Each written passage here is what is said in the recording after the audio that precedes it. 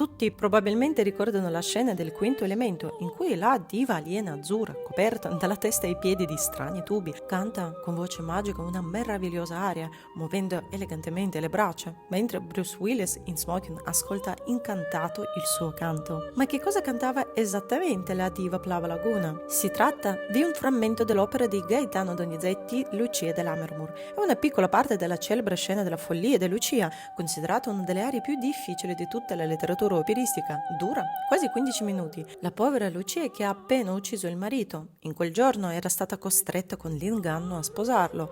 Crede di sentire la voce del suo amato Edgardo. Scende la scala nel suo abito nuziale insanguinato, con un pugnale in mano, tra l'orrore degli imitati. Le forze la abbandonano, la ragione si offusca e lei intrattiene un commovente dialogo con un fantasma. Le restano solo pochi minuti di vita. Di fatto non è un'area, ma un'agonia.